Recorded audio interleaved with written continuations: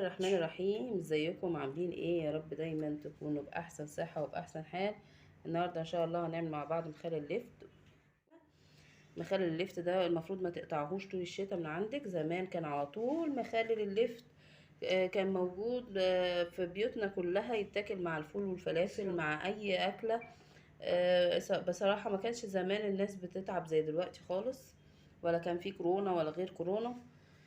دلوقتي بقول لكم على الطريقة بالظبط علشان خاطر ينجح معاكي ويبقى مقرمش، وكمان يديكي نفس اللون كده، والتقطيعة طبعا زي ايه ما تحبيها. ده كده بقاله 3 ايام. انا بقى جبت اهو اللفت. انا هقولك طبعا من اول ما تيجي تشتريه اللفت اهو.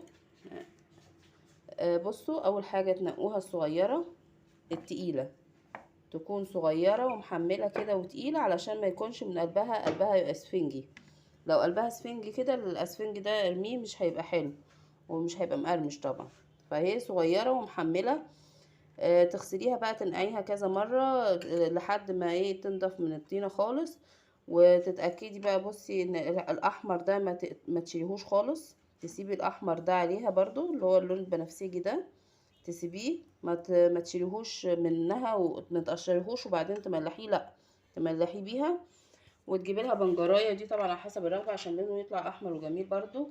بنجرايه صغيره كده هتغسليها كويس. وبرضو انا بملح العروق ديت، والعروق برضو بتاعه اللفت بملحها مع اللفت ذات نفسه. فانا هروح بقى اغسل اللفت كويس واجي اقطع لكم التقطيعه اللي انا بحبها.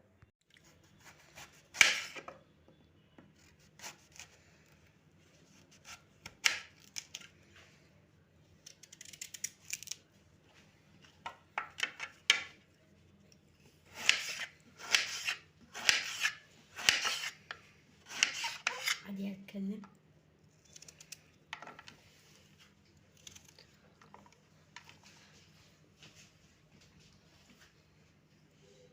ده برضو هملحه معاه، يبقى انا هقطعه كله بنفس الشكل.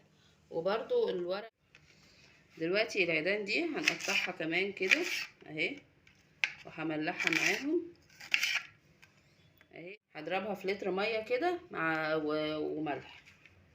هقطع بقى كله بالشكل ده وارجع لكم تاني.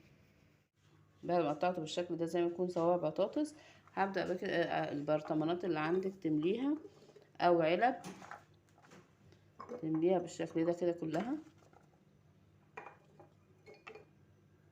دلوقتي انا مليتهم كده من غير ما احط اي محلول ولا اي حاجه. هنا لتر ميه هحط فيهم البنجرايه هي مقطعاها، واحط معلقه سكر صغيره خالص، صغيرين خالص.